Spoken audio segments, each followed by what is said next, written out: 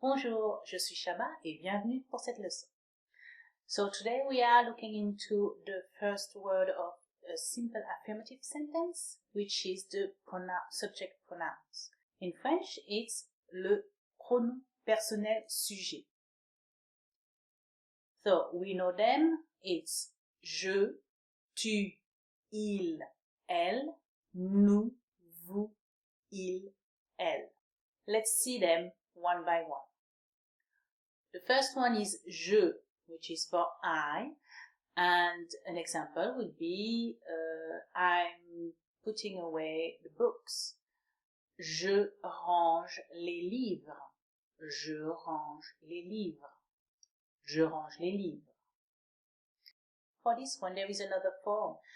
If the second word, which is usually the verb, starts with a vowel or a H, in that case, we take off the E of je and we put an apostrophe. For example, I like to read. J'aime lire. J'aime lire. We don't say je aime lire, we say j'aime.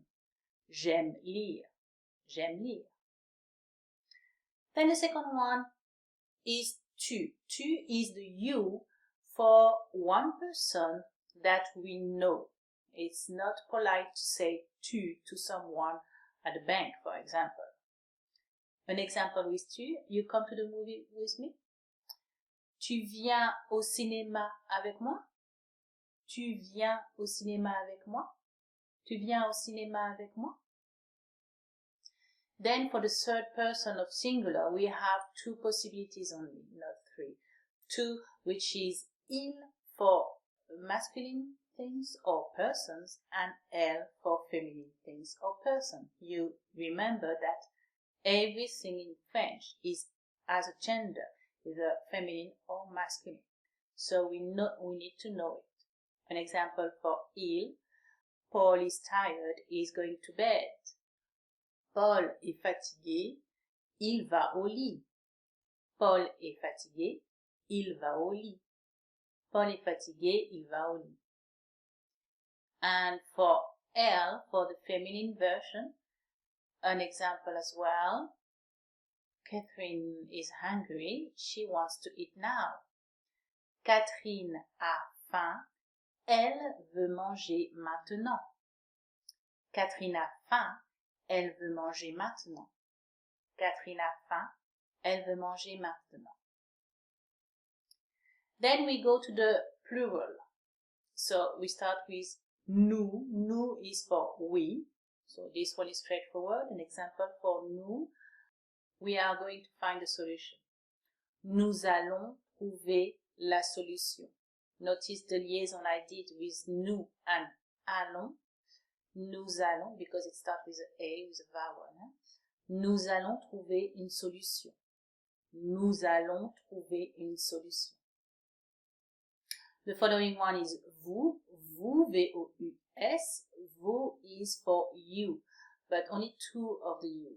The you that is for one person, and it's the polite way to speak to that person, and the you for several persons. For example, you are welcome. For one person, it would be vous êtes le bienvenu, if it's a man, or vous êtes la bienvenue, if it's a woman. Vous êtes le bienvenu. Vous êtes le bienvenu. Vous êtes le bienvenu. If it's several person, it will be vous êtes les bienvenus. Vous êtes les bienvenus. Vous êtes les bienvenus.